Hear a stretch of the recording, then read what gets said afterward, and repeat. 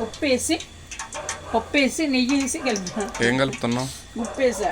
ఏం కలుపుతున్నావు? శనగపిండి. ఎందుకు కలుపుతున్నావు? బజ్జీలు.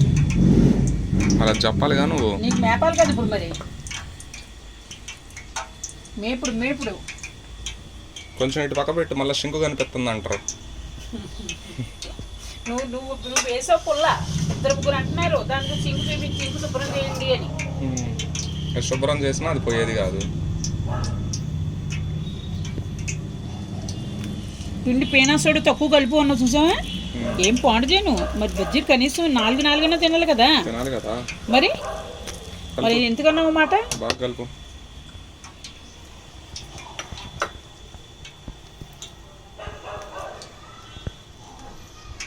నీది కూడా పెట్టినా చూడు, మళ్ళీ ఫీల్ అయ్యావు నువ్వు. నేను చూసానులే, అందుకే మాట్లాడలేదు. ఓకే చూసినావా? లేకపోతే ఇప్పుడు నన్ను దంచేదానివి నువ్వు.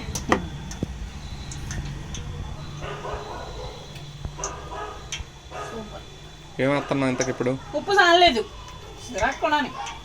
ఉప్పు సాలేదు అని అరవకపోతే ఉప్పు వేస్తున్నా అమ్మా. ఉప్పు సరిపోలేదమ్మా అని చెప్పవచ్చుగా. అంత సోది చెప్పను నేను.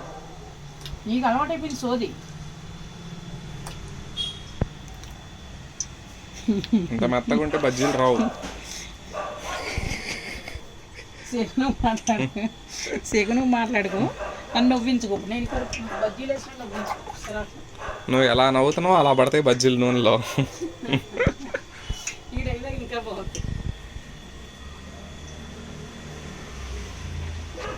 ముచ్చుకు లేని నువ్వు తిను, ముచ్చుకున్నా నేను తింటా. ఓకే కనుక.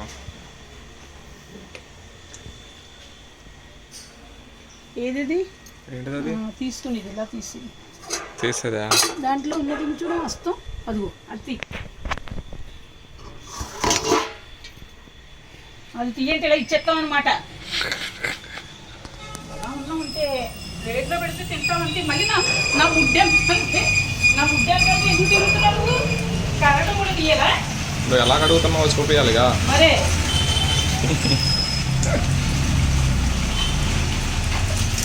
వర్షం పడుతుంది కనుక. ఇప్పుడు ఏదో నువ్వు ఇంటికి వెళ్ళి వదిలించి చెప్తావు. మరి బజ్జీలు తింటే కానీ వెళ్ళవు కదా.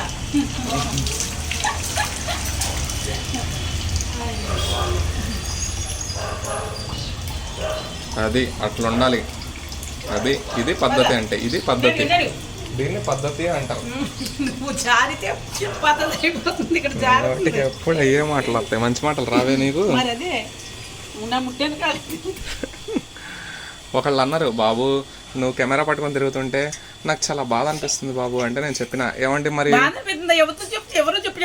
అంటే పెద్ద ఆవిడ, నీ వయసు ఆవిడలే, నేను పెద్దదాన్ని అంటే నేను అన్నా, ఏమంటే మరి ఎంట తిరగకపోతే మరి వీడియో ఎట్లా అండి అన్న. సరేలే నాయన.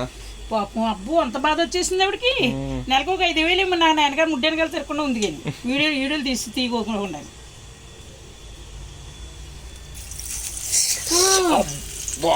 కాలింద్రా నాయన. దిష్టి తగిలిపోయింది. దిష్టిది ఒక మిరపకాయతో. అదో నేను చెప్పిన అంత పలసగా పిండి కలపకూడదు కనుక. వేసే వరకు మాట్లాడుకో. నీకు బెళ్ళుందా నాకు బెళ్ళుందని అరిపించుకో. పిండి గట్టిగా ఉండాలి కనుక మాట్లాడుకో. నువ్వు బజ్జీలు వేసినట్టు చూడలేదా ఎలా వేస్తున్నారా లేదా అని. పిండి గట్టిగా ఉండాలి అని చూస్తే నువ్వు వినవు నా మాట. నీ మాటే నీకు శాస్త్రం. తెలిసి ఉండి మరి ఎందుకు మాట్లాడుకో.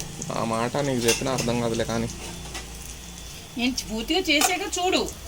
సరే కానీ